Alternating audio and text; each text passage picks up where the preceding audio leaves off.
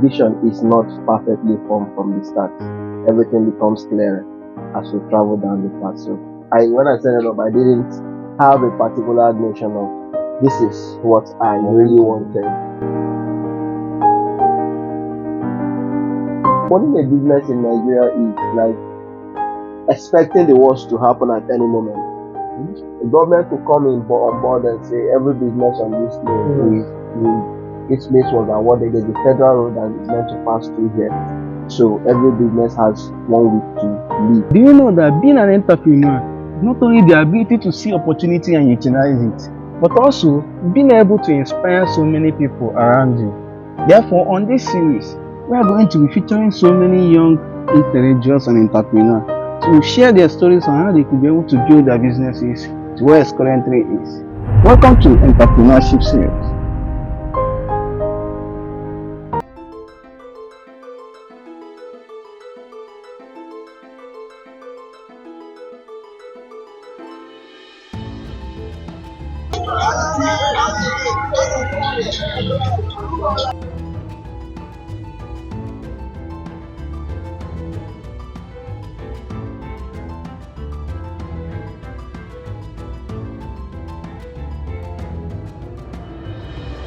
Good day, guys. Today on our entrepreneurship series, we are featuring a visionary entrepreneur who is Mr. Ndubuisi.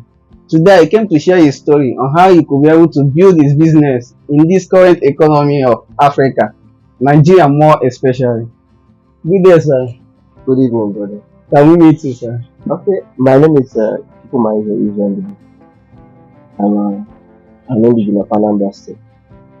I'm a graduate electrical electronics engineering from Federal University of Agriculture, Umudiki. Wow. What inspired you to start and how did you start? I believe my journey into business as a whole came out of a necessity. And they say necessity is the mother of all invention. So, coming from a very humble home, very humble beginning where I didn't have it all figured out in terms of being born with a silver spoon, I had no other option than to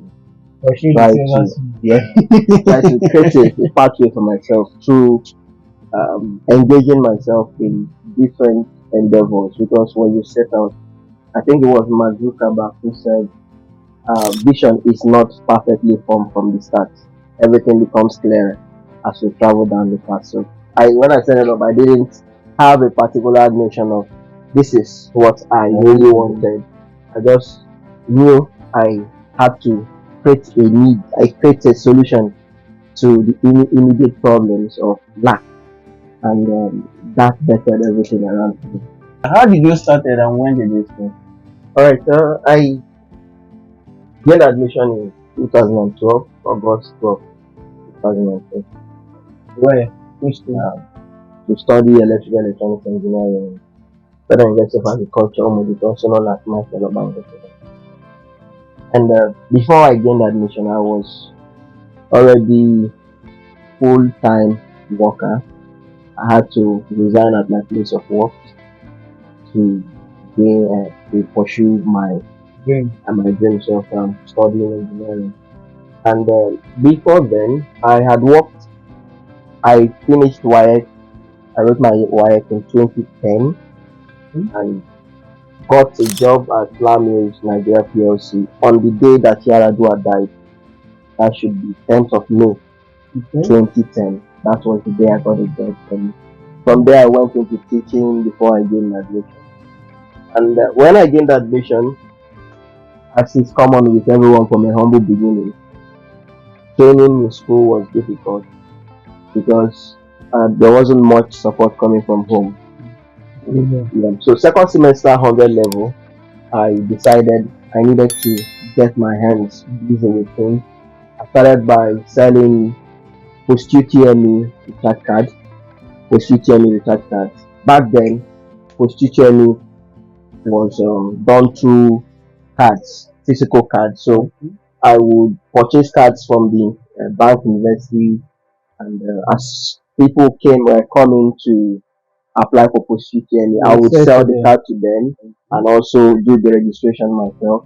Along that, we started selling jam scratch card and also wired scratch card for those who come for CKN. So that was the first set of involvement in business.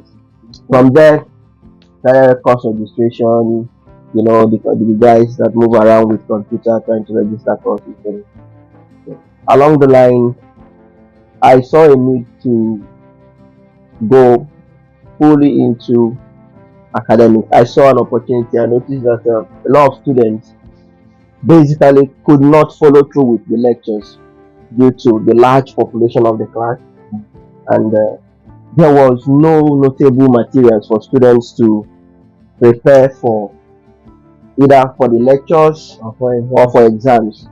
I saw a need there. I saw an opportunity, and As an entrepreneur, yeah. I saw an opportunity there, and the nexus of opportunity and solution brings you closer to your dreams. Yeah. So whenever you're as an entrepreneur, you are able to see a need and you provide solution to that, you've created an opportunity for yourself.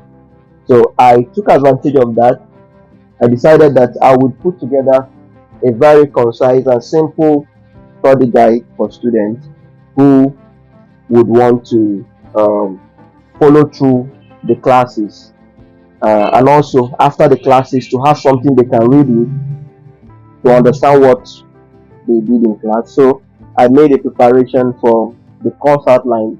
I started with mathematics. I got the course outline. I decided to run through all the topics for the semester, prepare it. This was happening in my 200 level first semester. I just finished 100 level. I decided to spend the holiday in school writing exam focus on mathematics, believing that when school resumes, I would see how to market it to the newly admitted 100 level students. So that was how my foray into academics began officially. So, and as a side to that, I know that okay, there are other persons, or before coming into school, there are other existing materials. So to give myself an edge, I decided to offer free tutorial classes as a side attraction to that, to use that as a means of boosting my visibility in the campus. Here. So what will happen was, before 6 a.m. every morning, I was in their classes with my materials. 6 a.m. sometimes 5:30. There have been days I slept in the lecture hall just so I could be the first person to mount this podium to teach. So I would get the materials ready, and once students begin to come into class, I would mount the podium. From past 6:37, I'll start teaching, and while teaching, one of my colleagues is going around with the materials. So from mathematics, the need spread to physics, to chemistry, and to the point where we felt it was right time to start off a tutorial body, a paid tutorial body to support the vision of the books we were already venturing into. And that was where we started the Izzy Concept Tutorial Academy. And the rest they say is history. That's how it began. That's the whole story of my own business. When I came, I found out that you have other businesses, like you have a boutique, you have a cyber cafe, and where you charge phone, you have a salon. So, are you a fashionable person? How did you come up with that? Okay. Like I said, necessity is the mother of all invention. And as we travel down the path, we begin to realize that there's more we could do than just channeling our energy to one particular direction. So, other businesses which were an offshoot of my initial foray into the business, which was through teachings and academic materials, became a necessity along the line, because I began to see that the future of academics in Nigeria as a whole, the future of academia in Nigeria as a whole, is bleak. And what do I mean by that? I began to realize the fact that people, young persons, were no longer keen on academics. I began to see the fact that if one refuses to adapt to the changing society, one runs the risk of being left behind.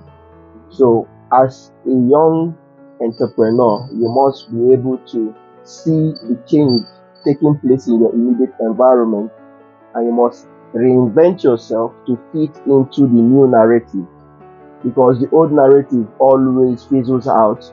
And the problem is, if you don't change, if you don't evolve with the narrative, you become a past tense. So I had to key into that. And what did I do? I decided to take a little survey of my immediate environment. And since you already into the production of materials, past questions, and you're doing it outside, I used to outsource the production of my books, the production of my past questions, my handouts, exam focus, course guide, and all. I used to outsource it to someone. At some point, I realized that it was best for me to get this produced in-house. So how do I achieve that? I need to go into the business of production. So that was what bettered the business of production. I needed to see how to boost productivity, because always the person, due to the ever increasing demands for our products, could not meet up, was never able to meet up with the quota for production. To curtail that, if you don't like a thing, you change it. The best way to change the future is to create it. So in order to change those dynamics, I decided to get myself into the photocopying business and line, production and what we call the publishing field. And that led us to opening a business center where people could come in, get any of our books, and just go without a waste of time. And as time went on, we decided to incorporate other things. I found the need to have a salon, a female salon, because students all wanted to look cozy and nice and all. And if an opportunity avails itself as an entrepreneur, you have to seize it. So we opened up that, and along the line, the boutique came in, because we feel that we already have the brand, we already have the name, and it shouldn't be a big of an issue also venturing into that. And so that's how all of that came to be. And then I must say that all of these were only possible because I was able to envision the future and then work towards making it come to pass. Because it's not usually easy. Nobody has, forget that my name is Easy, it's never easy. Not everyone has the opportunity of having, we don't have the luxury of having all we need. You just have to create it. You just have to create it. So I never had the money to start this in the first place. I just had the belief that, okay, if I put 1 and 2 together, I take this, I could also increase 2 to 2 and I'll get 4. So gradually we began to build our brand, and I must say we're just starting. We've not even started what's our major agenda for the next coming years. I won't really see myself as a fashionable person. I see myself more as an orthodox. I love to keep a very low profile as a person. I believe in modesty. I also believe in not being too loud, in not appearing to seem like you possess. So I always prefer being written off and just keeping a low profile. So in terms of being fashionable, 1 to 10, I rate myself 4/10, and that's because I for me it's not really my idea of a successful person goes beyond physical appearance and the things I invest on my clothing and all. For me, I could put on anything I want any day, so I'm not bound by stereotypes. Why did you choose to open your businesses around school area? Okay. Who do you think that is your target market? Okay, first, the businesses around school environment, but as a result of the fact that you have to consolidate on what you've achieved in a particular environment. And our first target, our first point of contact as a business was with the school environment. So consolidating on that does not mean we are restricted to the school environment. Like I said, we've not even begun what we want to achieve. The brand is just starting to make it smart. So from the school environment, a lot of businesses have been bettered on the campus. In fact, one of the biggest business in the world is Facebook, Microsoft, and they were all, many of the tech companies around the world you are aware of now, they're all bettered on the campus in one particular university, Stanford University. So the campus is a breeding ground for innovation. The campus is a place where is a melting pot of different cultural backgrounds, different different innovations. So it doesn't mean that that innovation is restricted to the campus. From the campus, it could touch the ends of the world. So the idea is to build a brand, gather the momentum needed, and then expand to other areas outside the campus. So we are not restricted, our operation is not restricted to the campus. We are currently working on certain other projects that would transcend beyond the walls of the school environment. So what are the challenges that you face in each of these businesses? Yeah, there are so many challenges, I won't lie to you. For me, one of the biggest challenge we have as a young business, which is not peculiar to me, it's generalized, and that is an unfavorable business environment in Nigeria. Okay. One of such is the issue of power. The issue of power. You know, as a young person who is venturing into business, you have to, in developed worlds or in first and second world countries, you have systems on ground that help you to scale up easily. One of it is non-taxable loans. Non-taxable loans. That's one. Two, non-interest loans, which helps the business to scale. Find out that everything I've had to achieve has had to be through struggles, constant struggles, because there are no loans anywhere to access. There are no loans. Nobody wants to give their money to you. So have had to dig deep and build from scratch. Absolutely everything have been from scratch.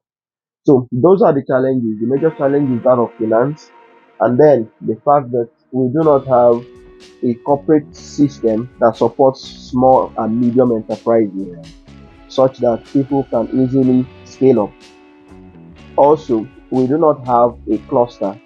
What I mean by a cluster, in the developed there are what we call business clusters, where you come to an environment, a business is sponsored by an entity. Yes.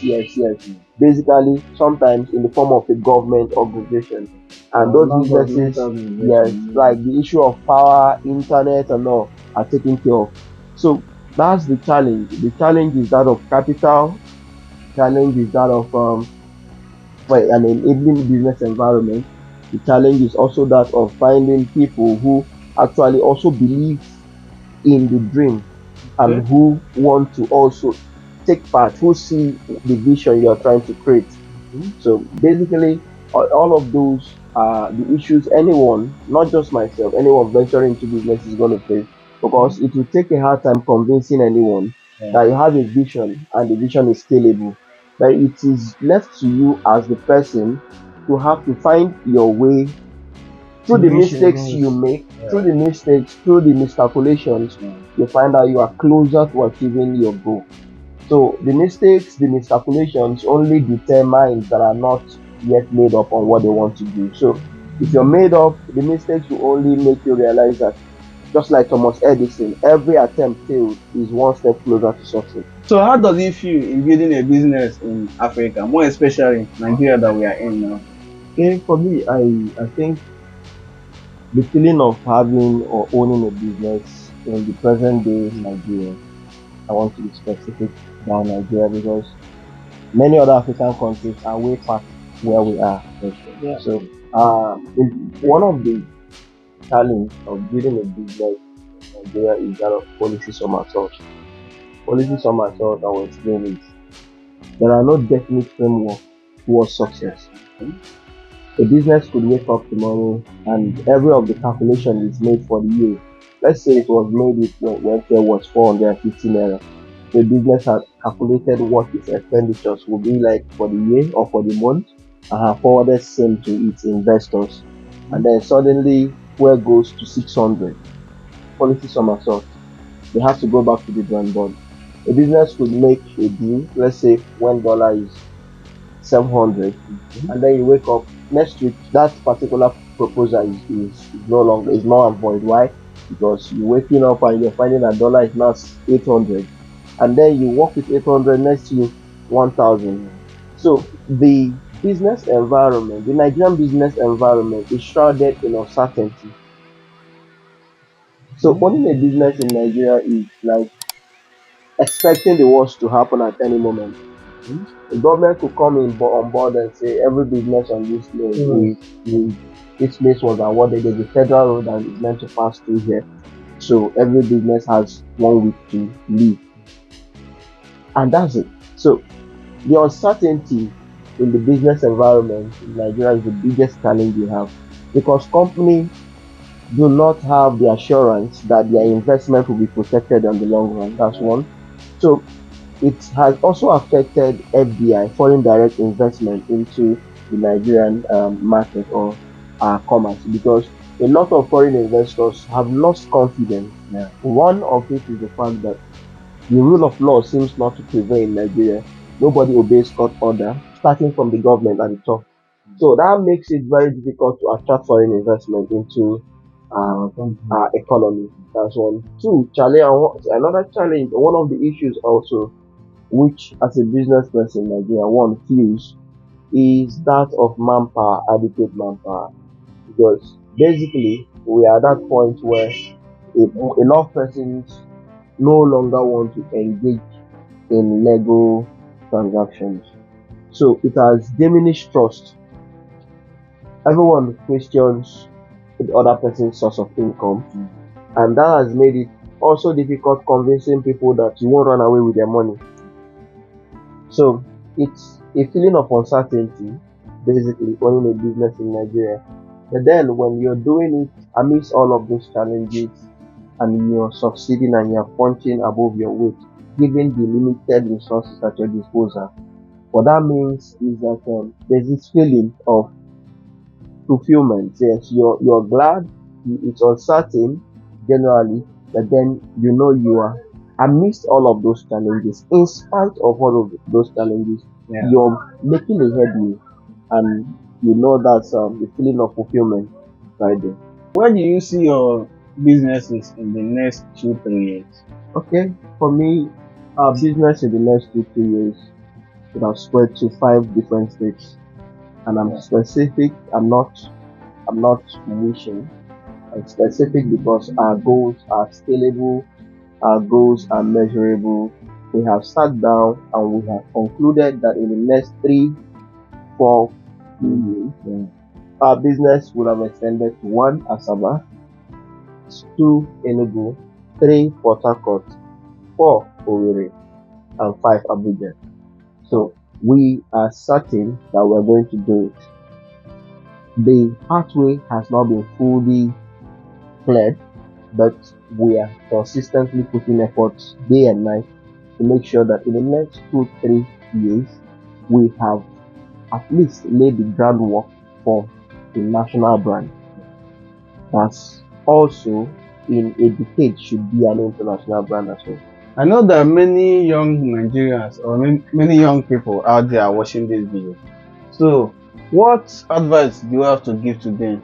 More especially those that want to start up a business or maybe have something to invest in. What do you have to tell them? Okay, I'll always say that the best time to implement an idea is at the point of conception. The second best time is now. You don't have to wait until you figured it out. You can't wait until everything is properly aligned. It is never possible to have all the factors of production in place. All of the indices needed for you to achieve your goals cannot be fully figured out. You just have to take a step, a leap of faith. Because one of the things I learned is that waiting to have it all found out means waiting for eternity. So you have to ask yourself, evaluate your current position. What are the things that you have going for you at that moment? What are your strengths? What are the things that are bankable? What are the qualities you have, you believe that with these qualities you can excel? What's your strong point? What are the prospects? What are you seeing? What are the opportunities within your immediate environment which you believe you can create a solution for? Like I always say, the nexus of opportunities and solution The nexus of needs and solution creates opportunities. So in the nexus of needs and solution, you find opportunity. So that's where you have to be determined to not give up on the things that you hold there. One of the things that helped me to keep on going is having a picture of where I'm headed to. So there's another Igbos used to say that the person who doesn't know where the rain starts beating him will most likely not know where he got dry along the line. So it's always important that you have a clear and concise vision of where you are headed to, of what you want to achieve. So that even when things aren't going in line with your dreams or with the plans, you don't give up. You go back to the drawing board and ask yourself, what are the plans you've laid out for yourself? And you have to be truthful. A lot of persons believe that all you need to succeed is enthusiasm and optimism. Love to decipher, I love to disagree. I believe that one of the strongest tools for success is doubt. When I say doubt, I don't mean self-doubt. I mean doubting the creative process. I have to be certain. Some people say, okay, everything is going to pan out well, everything is going to pan out well, everything is going to go as I planned. I love to look at things from the point of auto-suggestion. How do I mean? I have to ask myself, what are the things that may likely go wrong? Those things which may likely go wrong are those things that will inevitably go wrong. So I don't deceive myself by being too optimistic about any idea. So when you bring an idea to me and you are giving me the strong points, I want to look at the weaknesses. Where are the loopholes that which one can point to? If you are able to answer the negatives, if you are able to, during the process of criticism, critique your plan perfectly by being realistic on the loopholes, the shortcomings that you may encounter, and focus on working reverse engineering that starting from the weakness to create strength, you can perhaps create a headway for yourself. So it's not just about being optimistic. I have goals, I'm going to achieve this, I'm going to achieve that. What are the impediments? What are the social obstacles in your environment which could result to a pullback? What are the things that may actually may likely derail those plans? So your understanding of the problem is half the solution. So if you understand the problem you want to solve, having a keen understanding of the problem you want to solve is already creating half the solution. So you have to, the evaluation process of an idea is as important as the implementation process. So it is the period of evaluation that you as yourself identify your core strengths, your core weaknesses, the problems and challenges you are likely to encounter, and begin, before you start to implement, you begin to create solutions to the problems even before they arise, because you've already are aware of where the challenges will come from. You work towards perfecting those key areas. So that's why I always say it is good to be optimistic, but also at the same time, it is good to properly have a critical analysis of issues, because that is what would lead you to your limelight. Having critical analysis of the issues, having an understanding of what it takes to perfect your plans. So that is it. So I will urge any young person out there, any young entrepreneur who wishes to make headway for himself, not to give up, to always stay optimistic, to hope on God is so important. Very, very important to have your faith firmly placed on God, just like myself, and have that understanding that you are going to encounter obstacles, but if through the creative process you've already prepared your mind for the worst. You say, I think someone said, aim for the stars. If you don't land on the stars, you might get to land on the moon. So you have to prepare your mind for the worst while expecting the best, and also believe firmly in God. So that's my advice for any young person out there. I believe that he has said it all. Remember, the essence of this episode is to inspire so many people out there that are watching this video to keep doing that one thing that they are doing, never to give up. If he too can do it, you too can do it. I will be leaving his details at the description box in case if you want to partner or reach out to him. He's the CEO of Izzy Concept, this beauty salon, and the Greaters and Laurel. If you find value in this video, kindly give this video a like. Subscribe to this channel and also share and leave a comment on this video. See you on the very next one. Peace.